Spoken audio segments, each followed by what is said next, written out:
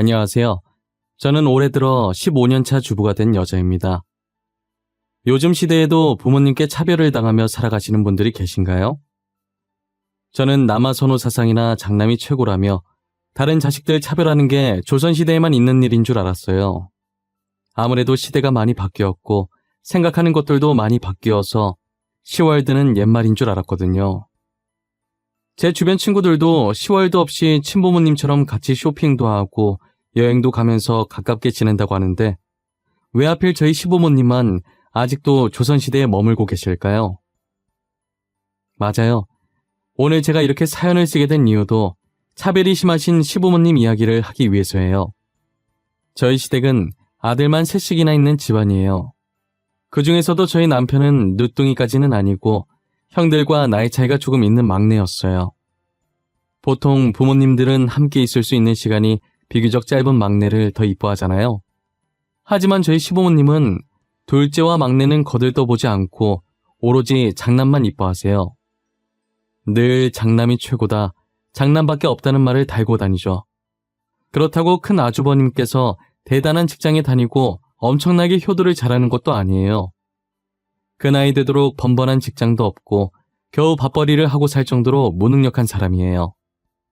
항상 시부모님을 챙기는 건 둘째 아주버님네와 저희 부부였어요.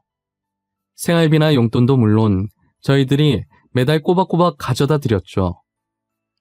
어쩌다 한번 큰아주버님이 시부모님께 용돈을 드리면 그날은 아주 축제 분위기예요. 겨우 20만 원에 어찌나 우쭈쭈 해주시던지 아마 5살 난 아이도 그 정도로 우쭈쭈 해주진 않을 거예요. 우리 장남이 용돈을 다 주는 거야?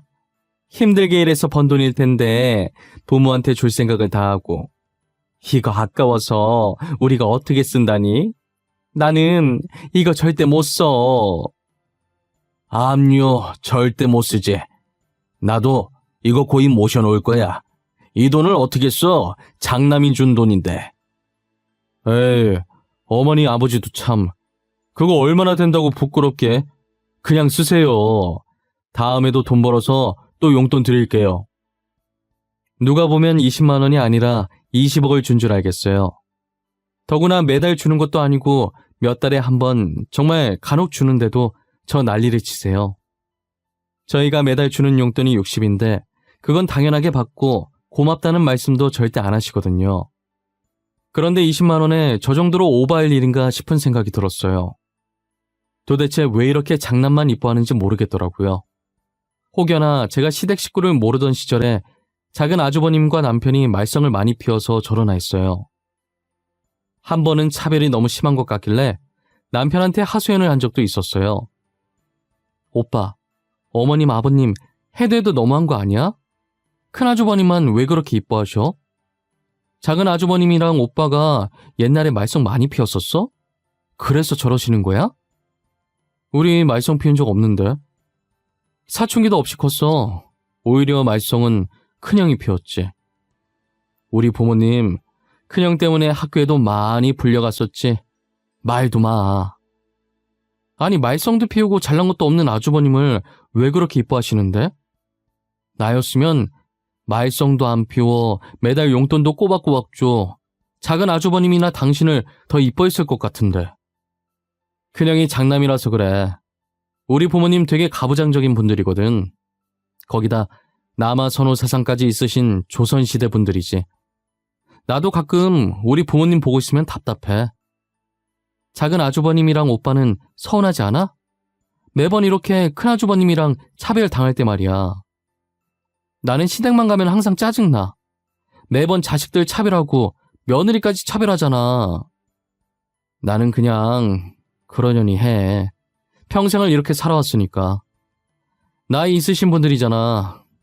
명절 아니면 갈 일 없을 텐데 조금만 참아줘. 그래도 부모님 덕분에 생활력 하나는 끝내주게 컸어. 시부모님께서는 남편이 말한 그대로 가부장적인 데다가 남아선호 사상까지 가지고 있으신 조선시대 사람 뺨치는 마인드를 소유하신 분들이셨어요. 가진 것 없는 큰아주버님을 이뻐하시는 것도 단지 장남이라는 이유뿐이었고요. 둘째 아주버님과 남편은 태어날 때부터 지금까지 쭉 이렇게 차별을 당하며 살아서 그런지 무념무상인 상태로 전혀 불평불만을 가지지 않더라고요.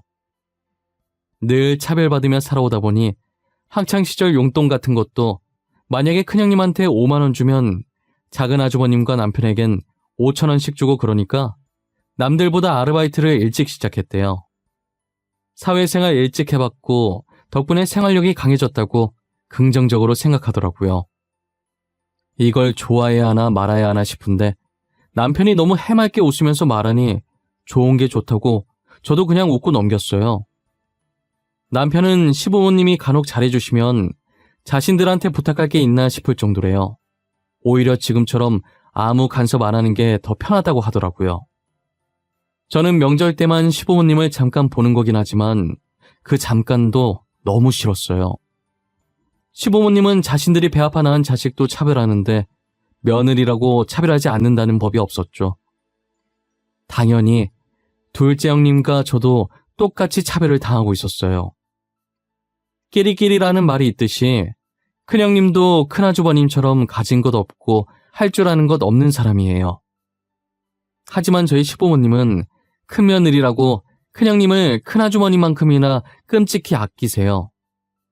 둘째 형님과 저는 명절 전날부터 시댁에 와서 음식을 준비하느라 바삐 움직이는데 큰형님은 명절 당일 잠을 늘어지게 자고 느지막이 시댁에 발을 들여요.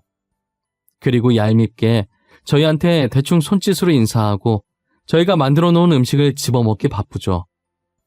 저는 그 모습을 볼 때마다 속에서 화가 들끓지만 작은 형님은 착해서 웃고만 있어요. 형님은 큰형님이 저러는 거 화 안 나세요? 지금도 봐봐요. 음식은 동서들이 다 하고 자기는 느지막이 와서 음식이나 집어먹고 우리만 이 집 며느리인가? 어쩌겠어.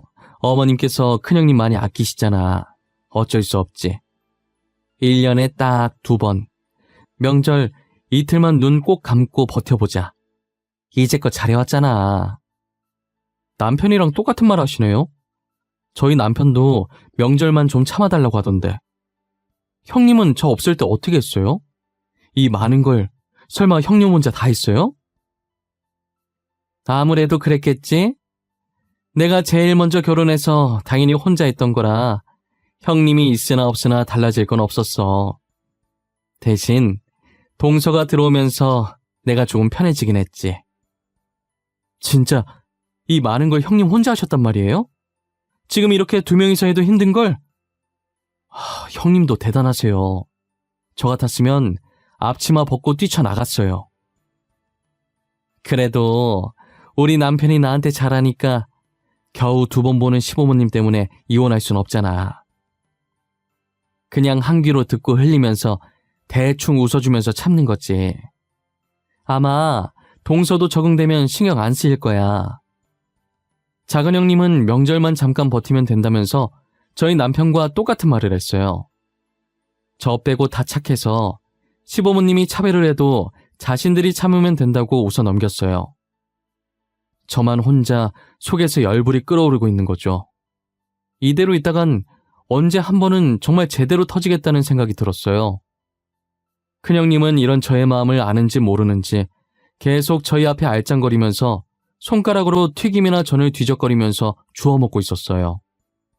앞에 있는 거 아무거나 주워 먹으면 될 걸 굳이 또 뒤적이면서 고르는데 얼마나 화가 나던지요. 저희가 전 같은 건 전날에 구워두는데 튀김은 시간 지나면 눅눅해져서 당일 오전에 튀긴단 말이에요.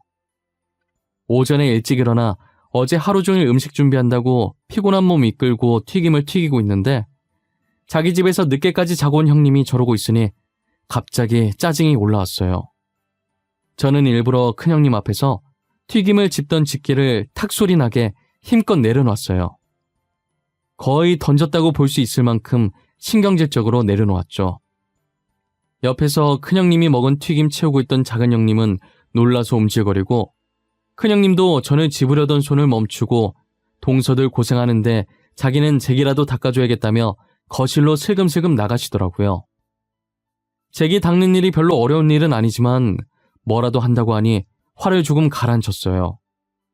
저는 당연히 형님이 잭이를 닦는 줄 알고 튀김을 마저 튀겼죠.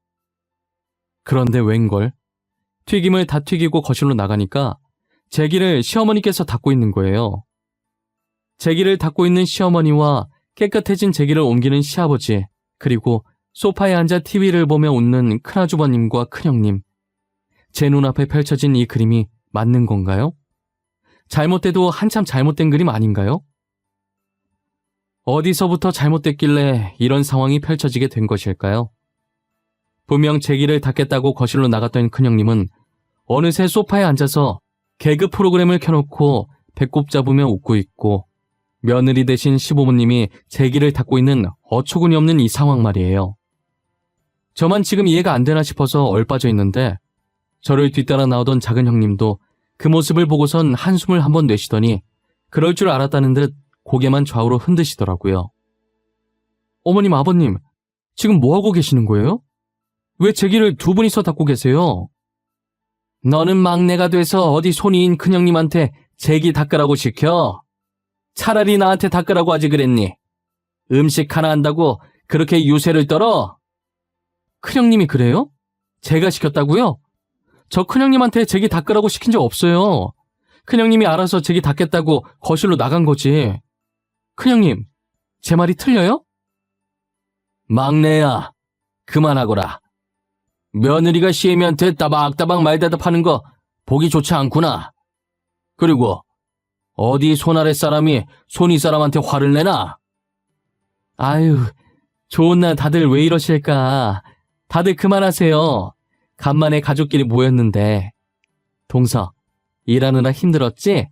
나랑 같이 방에 들어가자, 응? 저는 이왕 말 시작한 거 그간 쌓였던 것들 다 토해내고 싶었는데 작은 형님이 말리셔서 참았어요. 시어머니는 작은 형님 손에 이끌려 방으로 들어가는 제게 삿대질하며 싸가지가 없다면서 어디서 버르장머리 없이 막내가 큰 소리 치냐며 막말을 해댔어요. 와중에 큰형님은 시부모님 옆에 꼭 붙어서 화풀나며 시어머니 어깨를 주물러드리고 자기 잘못이라면서 시어머니 손에 들린 행주를 뺏어들어 제기를 닦는 신용하더라고요. 때리는 시어머니보다 말리는 신우가 더 밉다고 시부모님과 큰형님을 보니 딱 그 짝이었어요. 저는 작은 형님과 방에 들어와서도 분이 풀리지 않았어요. 작은 형님과 저는 번듯한 직장에 다니고 있고 작은 아주버님과 남편도 대기업에 다니고 있고 저 두 사람보다 훨씬 시부모님한테 잘하는데 왜 저희가 이런 신세를 살고 있는지 모르겠어요. 큰아주버님을 너무 오냐오냐 키워서 그런지 여전히 혼자서는 자기 앞가림도 잘 못하시고 시부모님 도움 없인 살 수 없는 사람이에요. 직장도 중소기업보다 못한 곳에 가서 월급 적게 받고 생활비 다 떨어지면 시부모님께 용돈도 받아요. 이제 곧 있으면 40대가 되는데 아직도 부모님 용돈을 받는다는 게 말이 되나요? 아마 그 돈도 다 저희가 주는 생활비랑 용돈에서 나가는 걸 거예요. 그리고 저희 큰형님도 큰 아주버님과 별반 다를 바 없었죠. 큰형님은 식당에서 아르바이트나 하고 살면서 아주버님 등에 업고 시부모님 사랑을 왕창 받아요. 시어머니는 저희가 회사에서 편히 앉아서 일할 때 큰형님은 힘들게 식당에서 일한다면서 명절엔 저희에게 일을 시키고 큰형님에겐 힘들었으니 쉬라고 하세요. 솔직히 사회에 나가면 잘난 사람들한테 치여서 기도 못 필 사람들이거든요. 그런데 여기서만큼은 어깨 피고 다닐 수 있으니 얼마나 명절이 기다려지겠어요. 작은 형님은 방문을 닫더니 저더러 불쌍하니까 하루라도 대접받는 기분 만끽하게 냅두라고 자신도 그런 마음으로 살고 있다고 저한테도 그런 마음으로 살라고 했죠. 동서, 우리가 참아주자. 다르게 생각하면 아주버님이랑 형님도 불쌍하잖아. 아주버님은 월급이 적어서 아직까지 부모님한테 용돈 받지, 형님은 아르바이트 하시지. 보면 짠해. 그렇게 말씀하시니까 그렇긴 하네요. 저희는 안정적인 직장에 월급도 따박따박 받으니까. 여기 아니면 어깨 피고 다닐 곳도 없어. 그러니까 우리가 그냥 넘어가자. 그리고 괜히 좋은 날 핏대 세우며 싸워봤자 시끄럽기만 하지 좋을 것 없어. 작은 형님 말처럼 저도 그렇게 생각하니 화가 난다기보다 오히려 큰형님 내가 안타까워졌어요. 시끄러웠던 명절이 지나고 그 뒤로 2년간 시부모님이 차별하셔도 꾹 참았어요. 그러다 저는 임신을 하게 됐고 남편을 쏙 빼닮은 귀여운 딸을 낳았어요. 작은 형님네는 딩코족이라 아이를 낳지 않았고 큰 형님네는 2살 터울인 딸과 아들을 키우고 있었어요. 저는 시부모님께서 남아선호 사상이라고 들었는데 큰 형님네 딸을 아들 못지않게 이뻐하시더라고요. 그래서 저는 어린 손자들은 차별을 안 하시는 줄 알았었어요. 하지만 제 예상은 완전히 빗나갔고 그저 큰아주버님 핏줄이라서 이뻐했던 것이었어요. 시부모님은 제가 딸을 낳았다고 하자 아들이 아니라는 것에 상당히 실망하셨고 제 딸을 보고 싶어 하지도 안아보고 싶어 하지도 않으셨어요. 명절에 제가 아이를 데리고 가도 본체만체 하시고 큰형님네 아이들 놀아주기 바쁘셨죠. 원래 차별이 심한 분들이시라는 건 알았지만 어린 아이한테까지도 그럴 줄은 몰랐어요. 아이들은 성인보다 더 상처를 잘 받고 심하면 트라우마까지 생길 수 있는데 말이에요. 아이들도 어려서 말은 잘 못하지만 누가 자신을 좋아하고 싫어하는지 다 느끼고 있어요. 그래서 저희 딸은 할머니 집 가자고 하면 안 가려고 드러누워서 울고불고 난동을 피웠죠. 시부모님은 저희 딸이 초등학교 들어갈 때쯤 드디어 관심을 주시는가 했어요.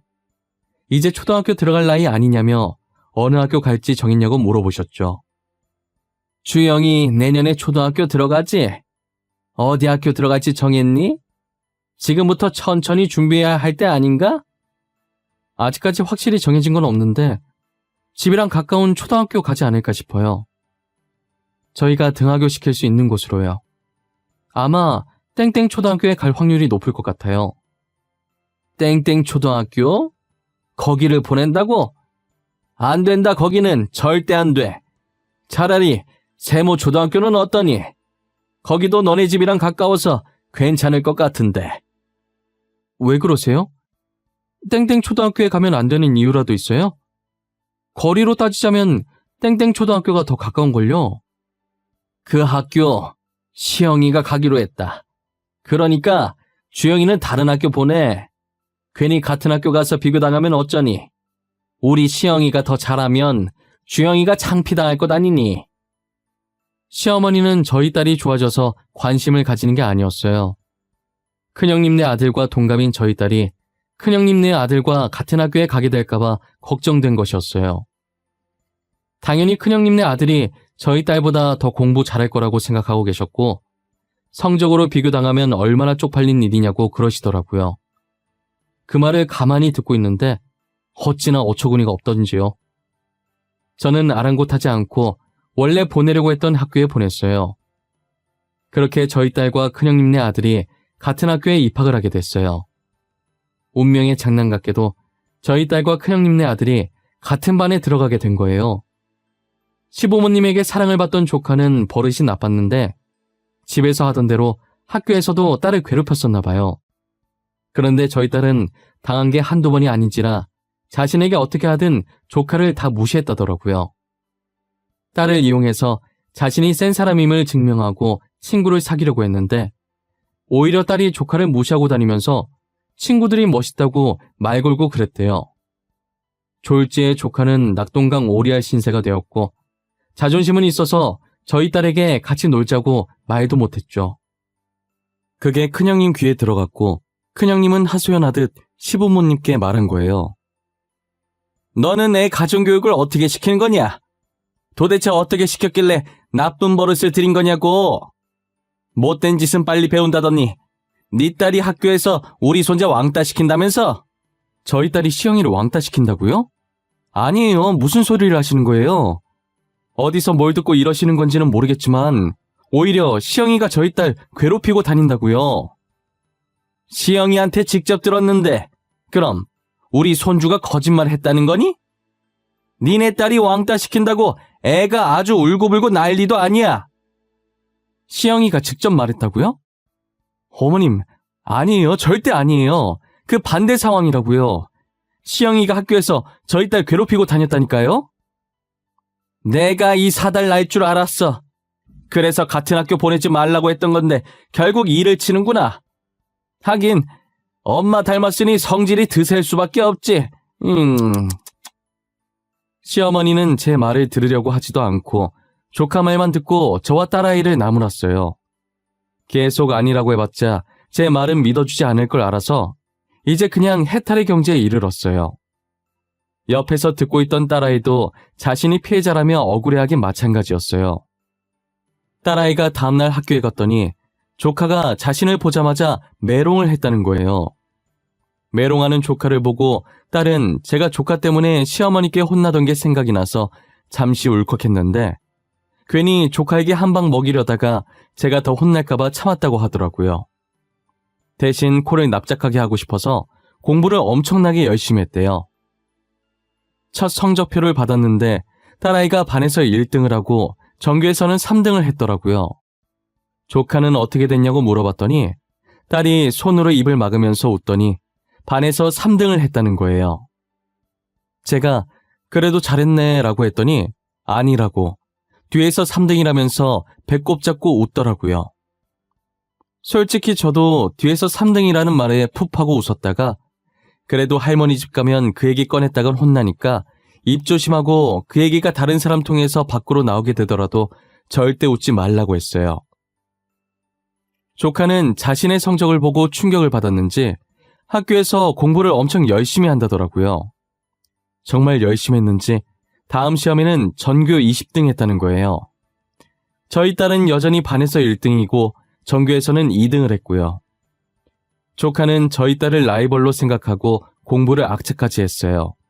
하지만 한 번도 저희 딸을 이긴 적이 없었지만요. 시어머니는 저희 딸이 공부를 잘하는 게 마음에 안 들었던 모양이에요. 왜 계속 손자보다 성적이 좋냐고 화를 내시더라고요. 주영이 너 일부러 그러는 거냐? 우리 시영이 괴롭히려고 일부러 이러는 거냐고? 왜 계속 너가 반에서 1등인 거야? 어? 시영이가 저희 딸보다 공부 못하는 걸 왜 저희한테 따지세요? 시영이 보고 공부 더 열심히 하라고 하세요. 엄한 사람 잡지 마시고요. 뭐?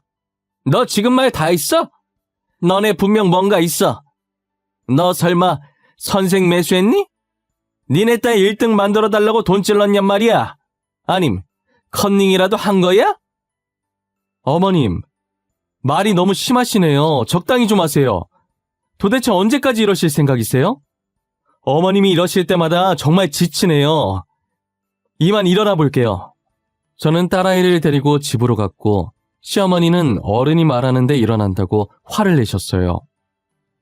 저한테 모진말 하는 건 다 참을 수 있는데 저희 애한테까지 이러니 진절머리가 났어요.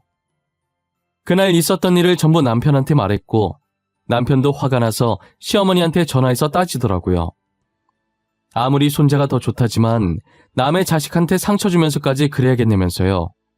그래도 남편이 화내는 모습을 처음 봐서 그런지 시어머니께서는 자신이 흥분해서 말을 막 한 것 같다고 사과를 하시는 거예요. 의외의 반응에 남편도 저도 당황했지만 다음부터 그러지 마시라고 하고 전화를 끊어버렸어요. 그리고 얼마 지나지 않아 명절이 다시 돌아온 거예요.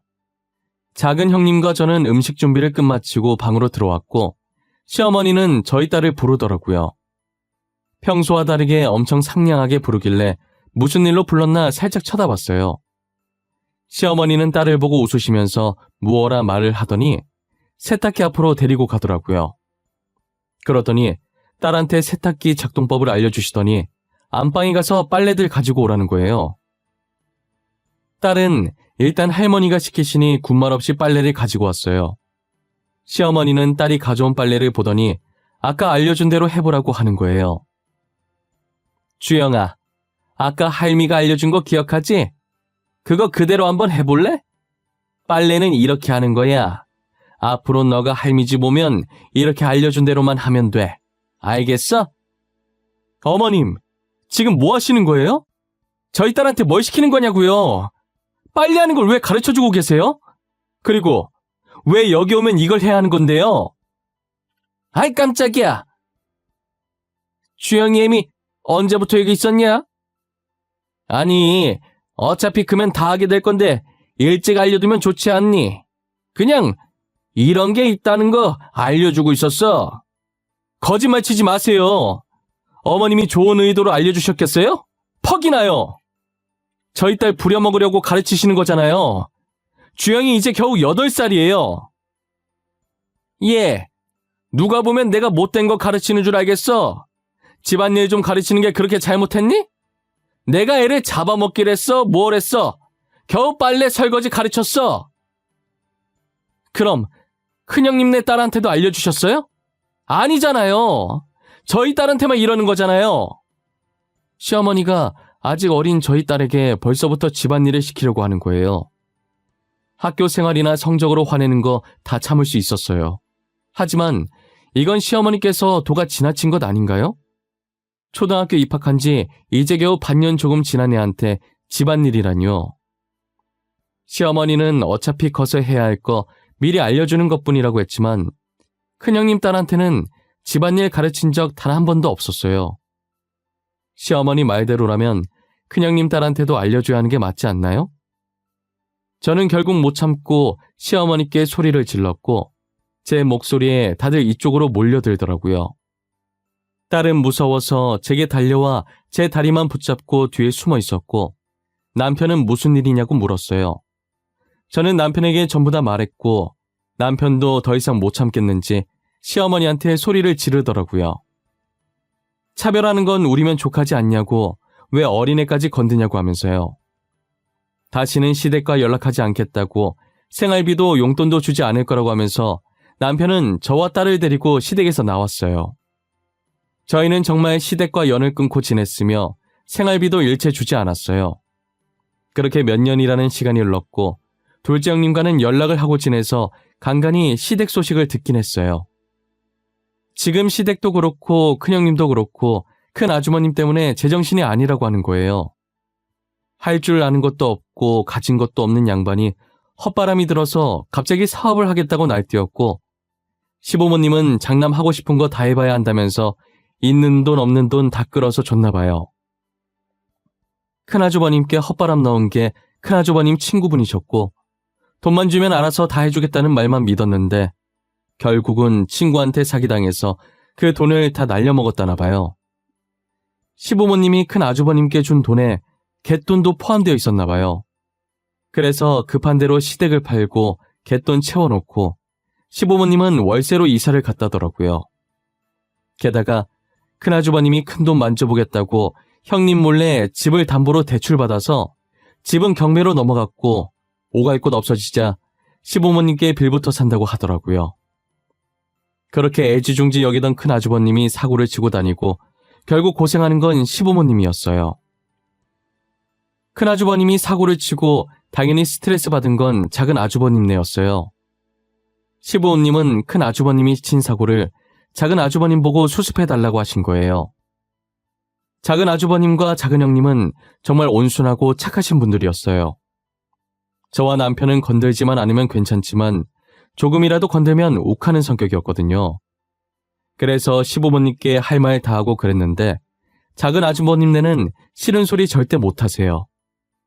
그런데 이번 일은 작은 아주머님네가 봐도 경우가 아니었던 거죠. 사고는 형이 쳤는데 수습은 동생 보고 하라니 이게 무슨 상황인가요?